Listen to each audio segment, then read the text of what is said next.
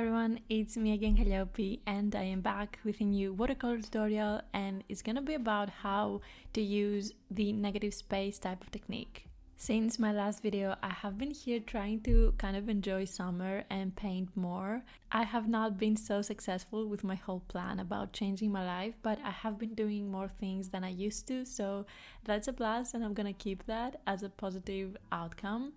But I'm so excited for today's video because it's another video that I get to share with you and show you some of my techniques and maybe also teach you something or help you improve or even inspire you to just grab your watercolors and get going. As you're watching, I am already tracing the line work and the sketch I'm going to use for today's negative space type of technique, and you can actually find these line work so you can follow this tutorial exactly on my Patreon page. It's gonna be free for all of you. I created this line work and sketch on my iPad, then I traced it down, and now I am tracing it also back on my watercolor paper that I'm gonna use. One of the best way to help you understand the negative space technique is creating an illustration, a painting with a really nice depth, and usually flowers and leaves are the best elements to incorporate in a technique like this. So today I decided to paint some magnolias and their leaves. And I'm using a brown Pigma brush that it has waterproof ink and fade proof just to create the line work for the magnolia. I am so in love with this Pigma liner because it is also a brush pen and it is perfect for watercolors because after it is dry it does not smudge or fade while I use water, which is perfect and exactly what I need. And also the brown color is so nice and subtle and soft when creating florals and stuff like that, because black liner sometimes is just too harsh.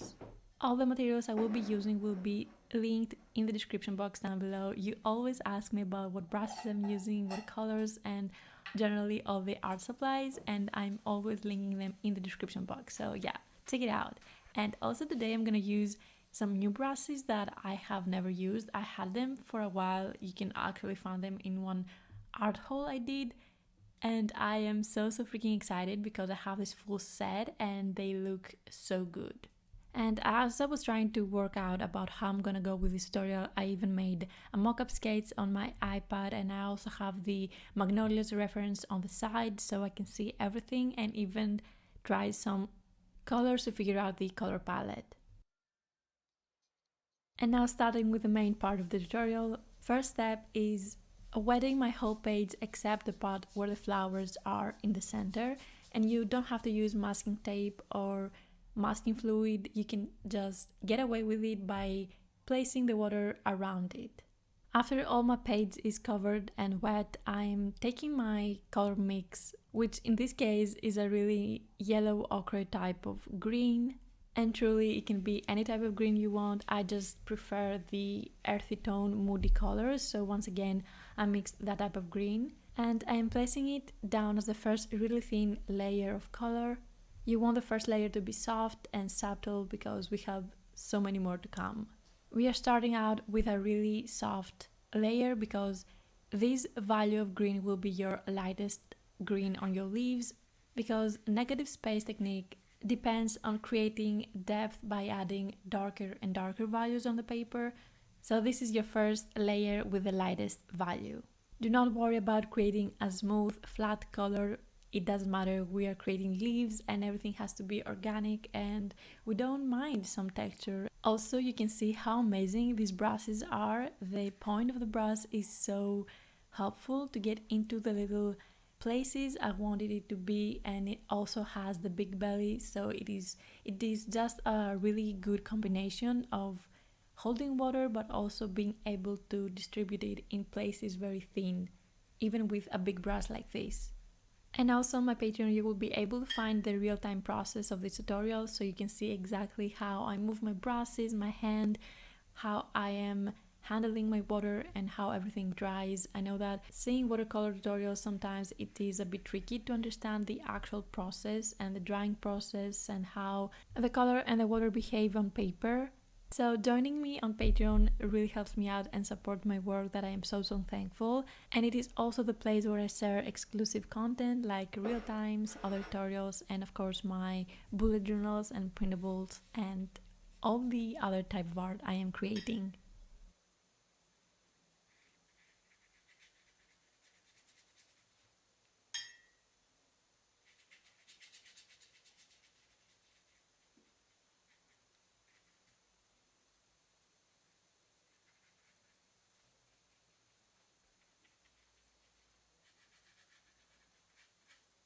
Now I'm starting out our second layer, and as you can see, I'm using a much darker tone than the first one. It is not the darkest one that we'll have overall, but it is quite a bit darker because personally I prefer to have one of the lightest value on paper and then some of the darker one, because then I can understand even better the values I'm gonna go through with my painting. And now this is also the place where our line work underneath the first layer is actually helpful, because we are not lost in the hundreds of places we could place our leaves. It is also nice if you don't have a line work, you can do this without any planning, but actually for me it is also helpful again to have a plan underneath. It's not something that I will follow 100%, but again it is helpful to place your first leaves. So right now I'm placing the darker value, the second one, this is the second layer, around the leaves I have with my pencil. So as you can see, the negative space technique means that you are actually not painting the element you want, but you paint around it, leaving the empty negative space do the work. Leaves are the best place to start because they are very organic and easy shapes to follow, and also you don't have to memorize something specific, you can just wing it. And as I said, I'm using my line work as a guide, but now I am just making small decisions like how many leaves I want to be very light and leave them to have the value of the first layer. And just like that, I keep painting around the leaves that I want to have as the lightest ones. And slowly you can see all their shapes being created. And these two first layers might be the ones that are more tricky, but as you go along, you'll see that it gets so much easier, because then you're just having fun by painting around shapes. Also, you can already see that I have decided to create the space behind my magnolias, behind my flowers, a bit darker, because I want to have a lot of depth around it. And again, as you can see, my layer, my washes are not smooth, and it is okay, I don't mind it at all.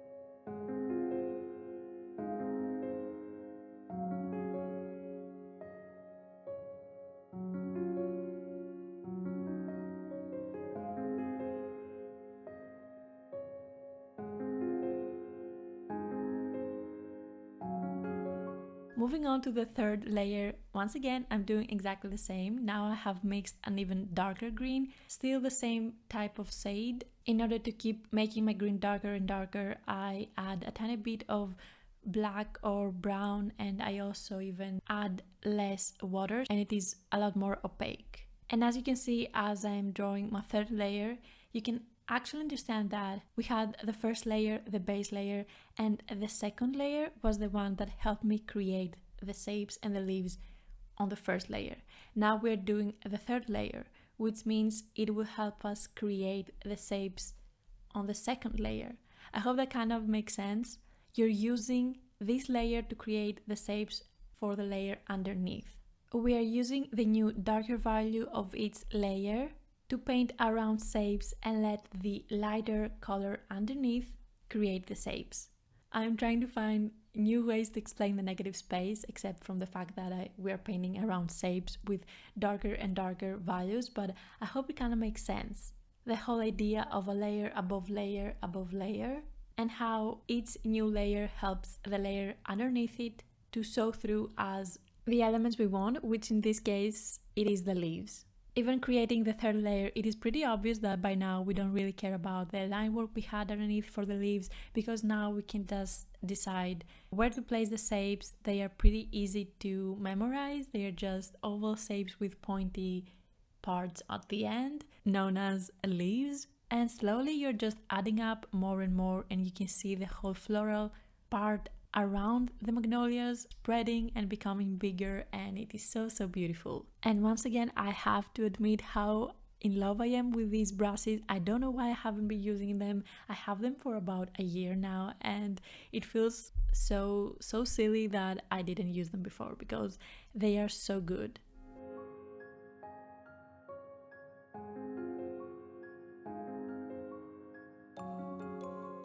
Moving to the fourth layer, I'm using an even darker green, yes, of course, you guessed it right, and I'm adding probably the last shapes of our leaves, and even going back to our previous spots and adding some depth by adding our darker green on their edges and on tiny little spaces and little parts that make sense because they are supposed to be darker and a lot further back.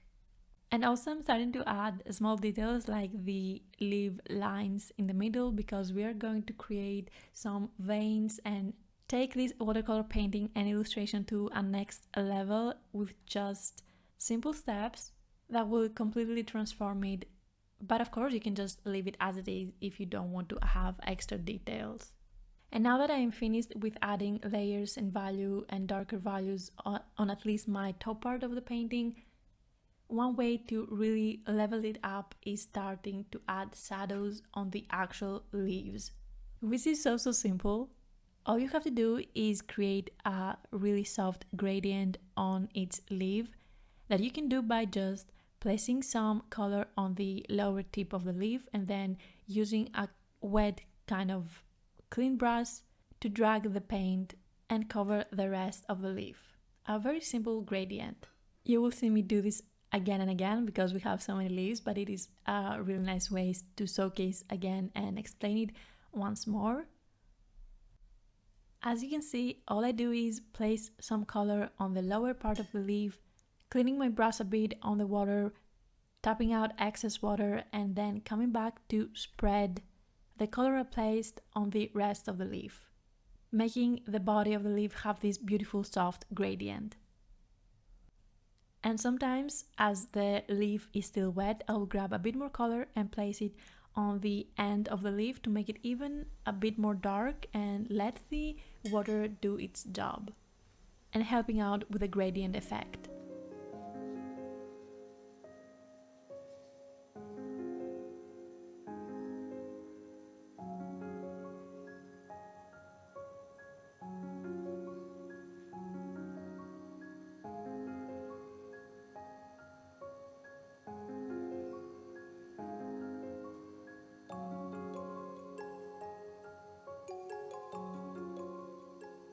And I keep doing the same for the rest of the illustration. Now at this point you don't have to stress about doing a whole layer, you can easily go slowly working on spots and places since the most part is done.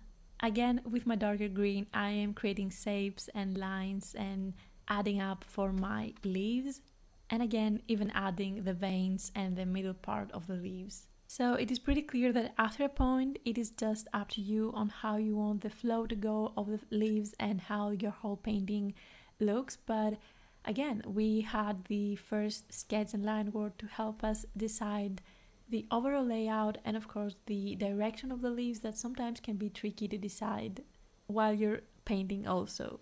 And I think it is also helpful that I have uploaded the sketch for you guys to use it as well because I want you to focus technique, practicing the negative space technique rather than worrying about placement and how to create the flowers, and I hope you find it helpful. And of course we also have the magnolia flowers, and my painting process for these is going to be so simple because all we're going to do is just place some color, the first layer, a really soft pinkish brown, and as we wait for it to dry and add the second layer, I'm actually taking my color pencils and it is time for me to create the final details on the leaves, which are the veins, and it is so simple. I'm just doing lines, nothing else, but look at it, it is already transforming the whole painting into something so much more detailed and unique and professional. And I don't know, I'm really loving how all these simple techniques add up, creating this beautiful painting. Back on the magnolia flowers, for the shading I'm using the same thoughts and process. I'm going to the part where the petals connect with each other and I'm creating that spot darker because you have depth over there where the petals meet.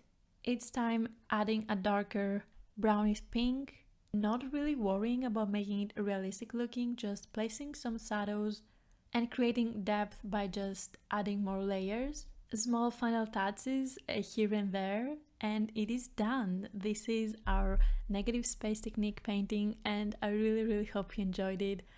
I cannot wait to see what you guys create. You're always watching my tutorials and create amazing pieces of art, and I always get so happy and excited to see your work. Thank you so much for watching. If you like this video, you can actually even subscribe to my channel. It will be so nice to have you here, and like this video because it helps so much. And as I said, you can find the free inline work and sketch for you to use on my Patreon page, and even the real-time process of this video to see exactly how I created everything. Once again, thank you so much for being here, and till next time, have a super duper day. Bye!